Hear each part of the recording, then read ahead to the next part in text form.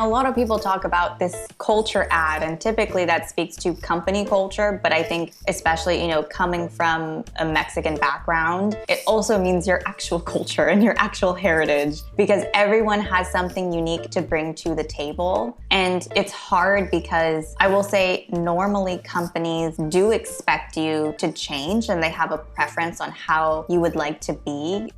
Welcome to Latinx in Power, a podcast hosted by Thaisa Fernandes. Welcome to Latinx in Power. In today's episode, we are talking with Cynthia Orduña. She's a career coach and talent development advisor. Cynthia has helped over 50 startups and coached over 300 of people in all stages of their career, from entry to senior levels. Welcome, Cynthia. Thank you so much for having me. I'm so excited to be here. I'm so excited that it's a Friday, and I'm excited to be talking to you too. Perfect. I also so excited about this episode because I really wanted to bring the perspective of someone with the background in recruiting, career development, diversity, equity, and inclusion. So I'm super happy to talk more about that. Yeah, all the things. It's like a lot of things. All the important things.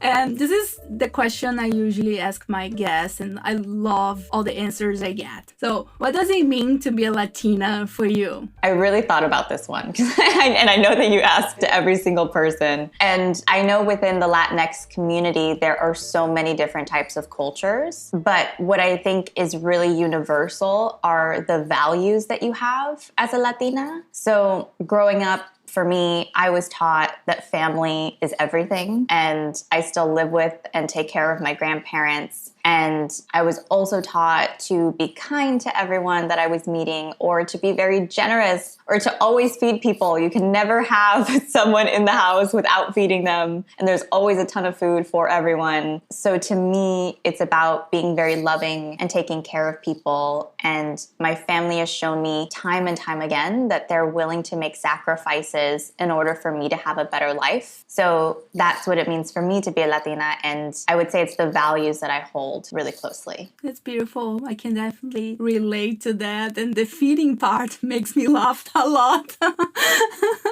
It's really interesting because we have the sense that we need to feed people. And I remember when I became vegan, it was a thing, right? Because I'm not able to eat anything that people give me, and sometimes they take it personally.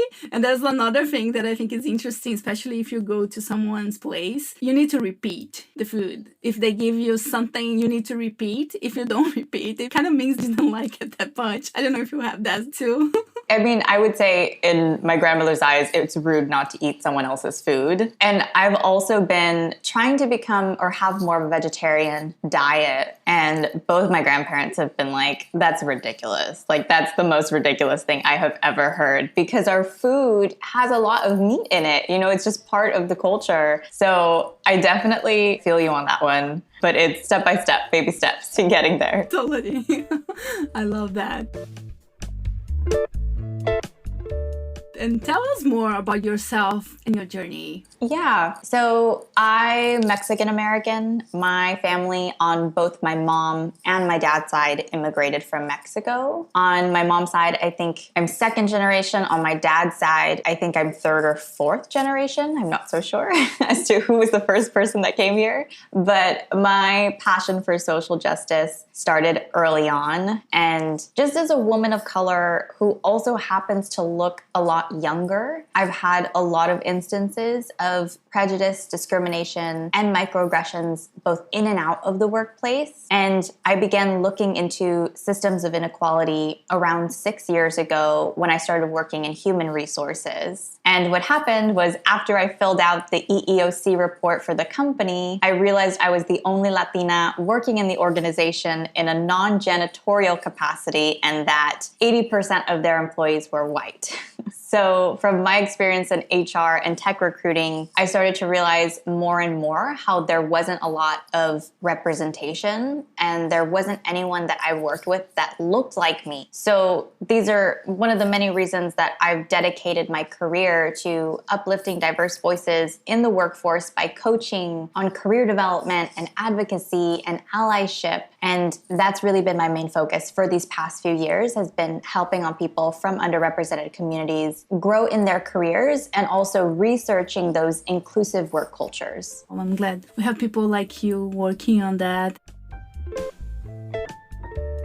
I really wanted to help to demystify the career coach profession in our community. I know that I'm always talking with my friends and colleagues, you need to get a career coach, and they are always like asking questions. And I think it would be super cool if you can share more about the work you do. Yeah, absolutely. And I would love to hear if you have any questions of those as well. I can address them too if you want. So right now, I'm one of those people that probably does too much, and I'm sure that you can relate. So right now, I work full-time as a diversity, equity, and inclusion consultant, and I have my career coaching practice on the side. So I started my coaching business a year ago, right before the pandemic hit. Because I worked in tech recruiting and I have a background in HR, it was really easy for me to help people and advise people in this way. But what really bugged me about career coaching, and still bugs me, is the fact that it's extremely expensive. So it can be anywhere from $100 to $300 a session, and that makes it inaccessible for people who may not have the money, but you also normally need multiple sessions, and that's not always feasible. So I started my practice at $30 to $50 a session in order to make it more equitable. And what I do essentially is coach people on everything from interviews to resumes to networking to their personal branding to creating a portfolio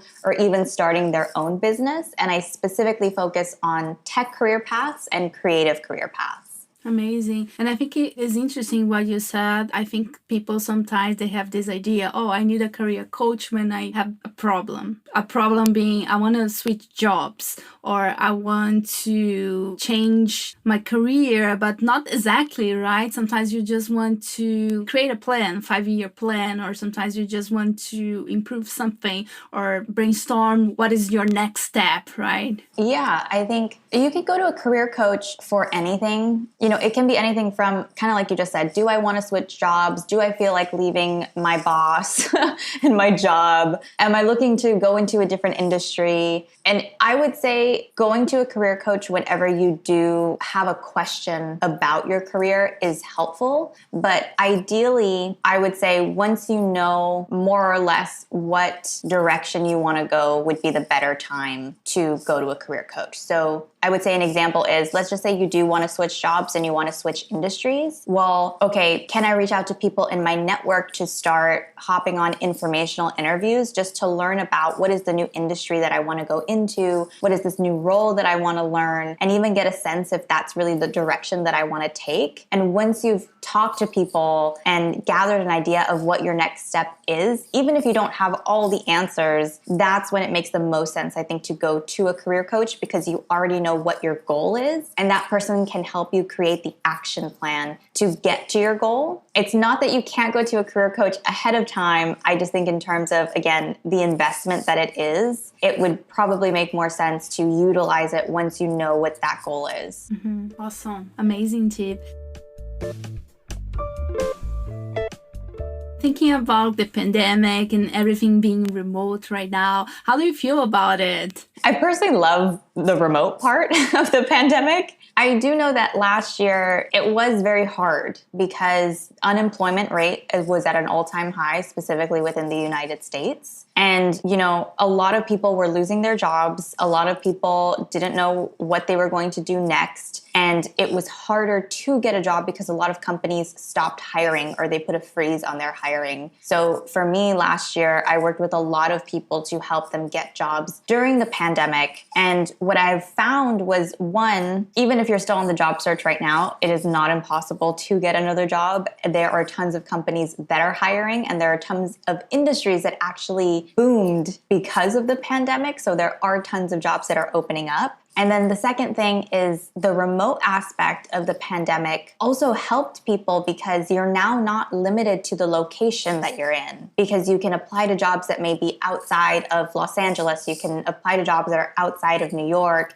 And a lot of people are also hiring globally. So I think in that sense, it actually opened up more opportunities for people versus limiting them. Yeah, this is a really good point, which forced a lot of people, a lot of companies be more open-minded about remote workers. So this is definitely a really good point. Talking about folks who are looking for a job right now or thinking about switching jobs, what are the tips you want to share with them? So if it is the same role, the first thing is getting all of your career stuff together. So your resume, have you updated your resume with your most recent job? More often than not, people get a new job. They do all of these amazing things. They don't document it. Whether you get laid off or you're leaving the role, you didn't add it to your resume. So adding that to your resume, adding that experience, adding that to your LinkedIn, and also making sure that your LinkedIn is updated and that your LinkedIn says that you're open to work, that you're looking for a specific position so that people online can find you, specifically recruiters who are looking for your position, and making sure that you get your list of referrals. So who are the people that you've worked with, whether it's management, a colleague that would be happy to give you a referral the next time you're interviewing for a job.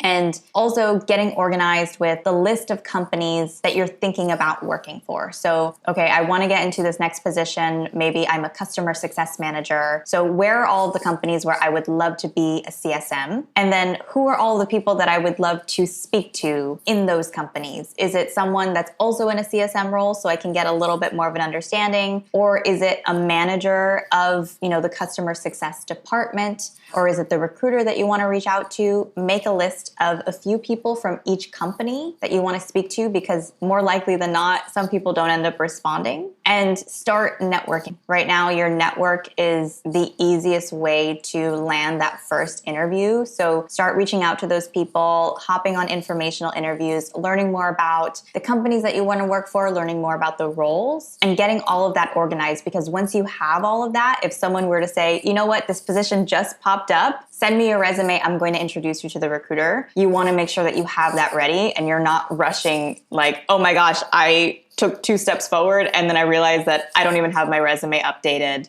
for this position.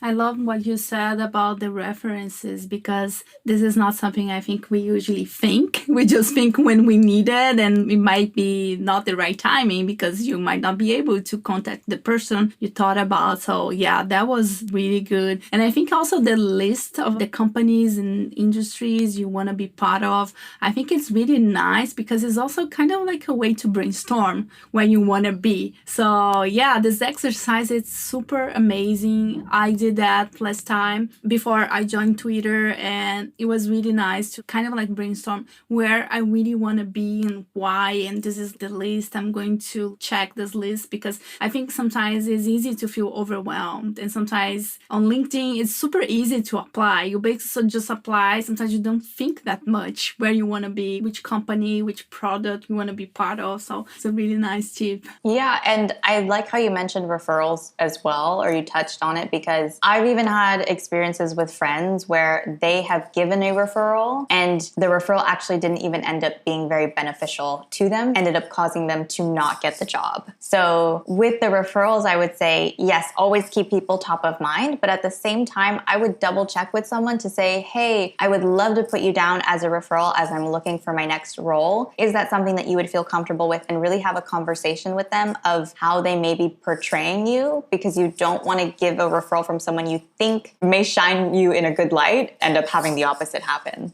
Yeah, absolutely. That makes a lot of sense, especially if it is someone that you worked a long time and maybe the person don't remember that much about you because you're not in contact, right? And they're like, oh, okay, this is gold. I love that. I also wanted to talk more about rejections, since this is a difficult part of the job search. what are the tools people can use to help them overcome rejections? How can they maintain a good mental state during this job search process? I think maintaining this good mental state, it might be the most challenging part, right? Especially after some rejections or after one rejection that you really liked. So how can we do that? Yeah, it is hard. I would say it's the hardest part of the job search process. I've heard so many people tell me how they've become depressed from looking for a job. Depending on how long it takes you to look for a job, which on average it takes a person around 6 months, but I've had so many people where it's taken 8 months or more. So when it comes to rejection, I think my first tip is always email them back and ask for feedback. You may not always get feedback, but it is good to ask every time you haven't made it to the next round, or if you made it to the last round and you weren't chosen. Because a lot of times you may have been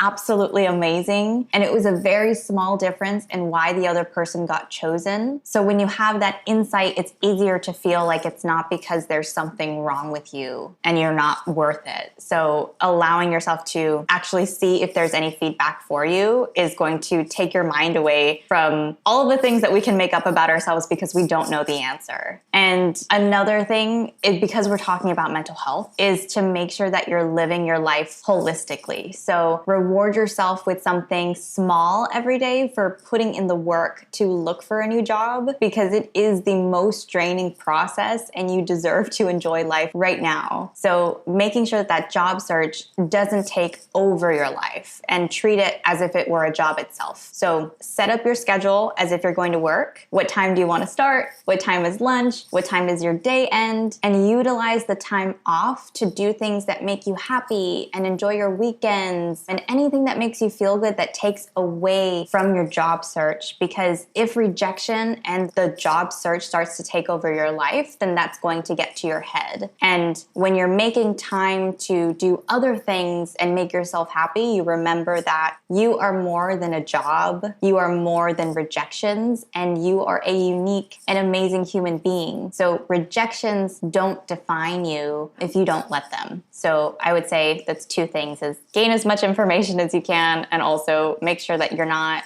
allowing it to completely take over every day. Yeah, absolutely. And I like what you said about treating the job search as a job that you need to do no matter what, because I understand that sometimes you had a rejection or some rejections and it's really hard to continue. It might be really hard to even continue to apply for jobs or doing interviews. So don't let this happen and treat as a job that you need to do no matter what, right? So that is an interesting tip. I like that too. Yeah, and the fun part is too, you can make your own schedule this time. So if you decided you don't want to wake up until 10 o'clock, you don't have to wake up until 10 o'clock, and you can create an entirely different schedule. If you want to take a 3-hour lunch, right? I think it's really emphasizing what schedule works for you. What can you do to also enjoy this time? Because a lot of times when we're working full time, our schedules are very rigid, and we have an opportunity here where, yes, we are stressed out and we are looking for this new role, but we can also utilize that time for ourselves too.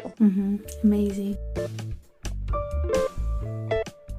And I saw your video about how men can support women in tech. I absolutely love that. So I love if you can talk more about it and what you share in this video. Yes. So I created a video a few months ago about giving tips to men on how they can support women in tech. And I created this video because when I was working in tech, I remember not really knowing how bad the lack of representation was until I went to a sales networking event where I was one of 2 women in a room of 30 plus men. And that experience was extremely uncomfortable for me. I wanted to leave the minute that I got there, but it started to get me thinking deeper into what happens with women. And normally women are told how they should act in order to fit in with men or to grow into a leadership position, especially in tech. And as an industry, tech tries to make women mold themselves into something they're not. And that's not what true inclusion or belonging is. So I kind of had this message of we need to stop forcing people to change and work harder just to be noticed, and instead look within ourselves to see everyone equally and embrace different styles and personalities. And so that's why I made a video specifically to give men tips on how to support women, since I feel the opposite happens a lot in the industry. Mm-hmm. Yeah, I like what you said about this idea that people need to change, and especially people of color, Latinx, immigrants, refugees, because we understand that sometimes there are some differences, cultural differences, and sometimes we might think, oh, we are the wrong ones, or we see feedback telling that we need to change, but not necessarily, right? I like this idea right now, especially since I have been living in US for 7 years. I learned a lot about the American culture, so I try to add what I think is interesting to my culture too, like combining those two, not the sense that I need to change because I'm wrong, the way I think, the way I do things is wrong. No, I can add and I can be myself, right? Exactly. Yeah. And a lot of people talk about this culture ad, and typically that speaks to company culture. But I think especially, coming from a Mexican background, it also means your actual culture and your actual heritage, because everyone has something unique to bring to the table. And it's hard because I will say normally companies do expect you to change and they have a preference on how you would like to be. But instead, the work that I try to do is, okay, well, let me challenge your culture in general as to why you even perceive that to be the best way to do something. Because we're only as diverse or representative of the people creating the products, right? And I mean, similar to, I think, Twitter, like you can only be as inclusive as the amount of different types of people that you have. So I think it's always good to push against the status quo. But I will say that I think right now I'm in a privileged position to be able to challenge. And I do understand that not everybody has the opportunity to do that right now. So I just try to do my part in advocacy for the moment. Yeah, and this just like reinforced the importance of not just occupying the spaces, but opening the doors for others, holding space for others, right? And how can men support women in tech? Well, I think there's a few things. One of them is noticing microaggressions that may happen in the workplace. So an example of microaggressions that men may do is, one, asking the only woman in the conference room to take notes during a meeting, regardless of her position, even if it is a very high one. Another one could be when men interrupt and speak over women in meetings. Or a similar one, and I don't know if you've experienced this, but when you say something and then you notice a couple minutes later a man says the exact same thing that you just said and gets credit for it. So one is acknowledging that this is a problem and that it's there, because you can't fix something if you don't know what it is. And then the second thing is taking additional steps to empower women's voices in the workplace. So something that men can do, if we speak to the meeting example, is if someone is cutting off another woman, I'll just call her Sarah for now, and they cut off Sarah, you can either do two things. You can cut off the guy and you say, hey, Jim, don't mean to cut you off, but I don't think that Sarah was done with her thoughts. Sarah, can you keep going? Or if you want to not cut off the person that just cut off someone else, you could also wait until they're done and say, hey, Jim, thanks for your, contribution. Sarah, I believe you didn't get to share your thoughts. Can you continue telling us what you were going to say? So that's just a public way to give people a voice and show people that you're paying attention. Or in a meeting, if someone says the exact same thing as a woman 5 minutes later, you could say, oh, thank you, Jim, for emphasizing Sarah's point. Sarah, I think that was a great idea, and we should start with implementation. So I would say it's about publicly acknowledging these things in the workplace when you see them happen, because you've already acknowledged that they are there, and helping to advocate for people publicly and really give them the recognition that they deserve. I love your examples, and it's something that especially men should do like right away, and a lot of people, they need to start doing. And there's a really very nice way to help the other person, acknowledge them, and continue to be kind and nice with the other person. They will probably get the message and think twice, I hope so, next time. And hopefully, slowly, we start to change things, right? Mm-hmm. And it only takes one person to say something sometimes to actually have someone else be acknowledged and empowered. And oftentimes what really sucks is that if you decide to speak up for yourself, sometimes you're just seen as someone who is just, taking it too personally. If I as a woman would say, hey, I just said that. And that happened to me in a meeting once where I was speaking, someone else had the exact same thing, and I couldn't hold it in. And I was like, I just said that. And the entire room got silent. And the CEO did not know what to do. But oftentimes it's just moved past, and someone else stepping in to say something and support you can make a big difference in the way in which that dynamic is going to play out. Yeah, absolutely. And it's interesting too, because I feel a lot of people sometimes they think they need to do something really challenging, big and grandiose, and they don't do because they don't know how to do. But most of the time, what an ally can do is small things like that. If you saw someone like repeating the idea of another person, another woman, just give her a credit and just repeat. As you said, like, thank you for reinforcing what Cynthia said. So it's just like small things. It's not that hard, right? It's not that hard. No. And I think it goes back to what people think allyship is. And like we're talking about right now, it's so simple and it can be baby steps that really make a large difference. You don't have to, create like this giant presentation and, do all of the things. It's really just about taking those small steps to become an ally, to educate yourself, and to advocate in those moments. But it doesn't take a giant parade or something extravagant for you to become an ally. Yeah, absolutely. I love that. And what's your superpower? So I've always said that my superpower and sometimes my downfall is empathy. And I'm the type of person, I will start crying if you start crying. Or if someone hurt you, I will get angry at that person for you. And I really absorb the energy of people around me. So sometimes it feels a little overwhelming when someone close to me is going through a hard time. But what I really think is beautiful about empathy is that it allows me to view different perspectives and connect with people no matter their background or their life experience. And when I'm coaching, I'm able to get to know and connect with the person on the other side. And not only do we get to connect, but a lot of times people don't realize how amazing they are. And so I coach them on how to advocate for themselves and see their worth, because there's so much that everyone brings to the table based on their culture or their career or their life experiences. And we work together on how to tell your story in a way that gets other people to see that too. That is beautiful. I can definitely feel that. We didn't know each other before this episode, and like as we are talking, we have been talking for a while. I feel super connected with you. I don't know. Like I said, it's sometimes a downfall, definitely a downfall when, I think you want to hold together your emotions. But at the same time, I think connecting with people is so much more powerful than the opposite. Yeah, absolutely.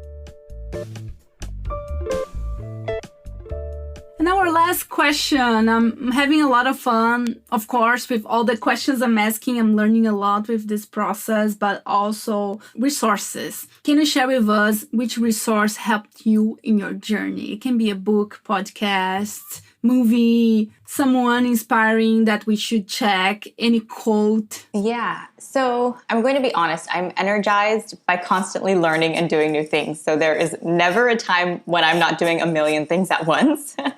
So I can't say that there's one specific resource that has changed my life, but I've gone to coaches for everything from career to manifestation to business to my finances. And I've bought books and listened to podcasts about everything from, yoga to nutrition to social justice to history to confidence to art. So I think my biggest tip for people is to explore your passions even outside of your career and learn about yourself and your life holistically, and not to limit yourself to just one thing, but to really be free and let yourself go and dive deep into topics you have absolutely no knowledge on. Because I've found that a lot of times the random stuff that I think has nothing to do with what I'm working on transfers into so many different aspects of my life. So when it comes to resources, I would encourage people to explore and learn to enjoy going out of their comfort zone, whether it's working with coaches and advisors, mentors, or,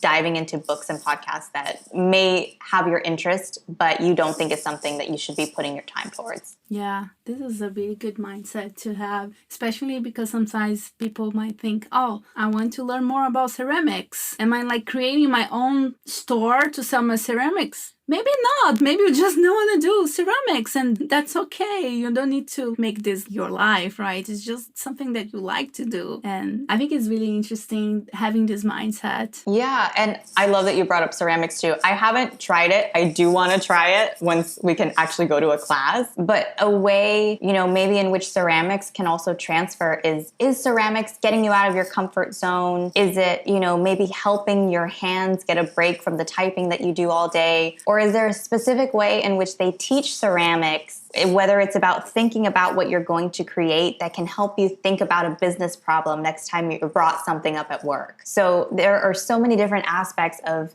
something that sounds like it has nothing to do with your life, when art often transfers over into every aspect of business and is just a different way of thinking about things. So even that, I would say, could help you and support you in other areas. I totally encourage. I mean, that's all I can say.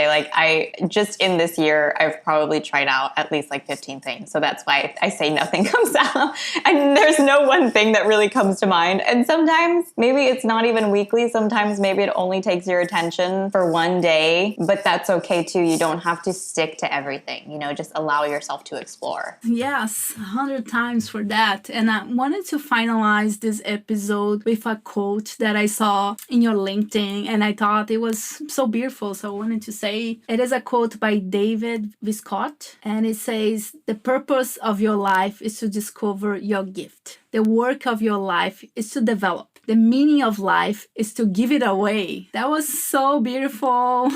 Yeah, I really loved it. And that's why I put it on my LinkedIn, because I felt it really relates to the type of work that I do, because I do love, growing and developing and doing new things, like I said. But at the same time, I love teaching people how to do it and coaching people on how to do things as well and find their own beauty and their own story. And so for me, that just really related to my work in everything, I guess, in DEI and coaching and talent development, and really just all the things that I love to do. Amazing. Thank you so much, Cynthia. I love that. I learned a lot. I want to leave the last minutes for you to share anything you want to share, and also share where people can find you, your social media channels too. Yes. So thank you so much for having me on this podcast. It has been a blast. And in terms of people wanting to reach out, if they're interested in coaching sessions, they can book a call with me on my website at orduña.com. Or if you'd like in-depth career insights about interviewing, navigating the job search successfully, negotiation salary, or more, you can subscribe to my YouTube channel or follow me on LinkedIn. And both of those are just my name, Cynthia Orduña. And yes, the Enye is there, so you can copy and paste, because I know sometimes it's hard to do it on your keyboard. Yeah. And we are going to link where people can find you in the description of this episode, so people can easily find it. Thank you so much. Yes, thank you for having me. And like I said, it was amazing. That's it for today, everyone. Thank you so much. I learned a lot. And if you want to share with us what you learned with this episode in any social media channel that you follow us, and I would love to hear your thoughts in our next episode. I'm bringing a friend. We both work at Twitter, and I'm super excited about this episode too. And see you soon.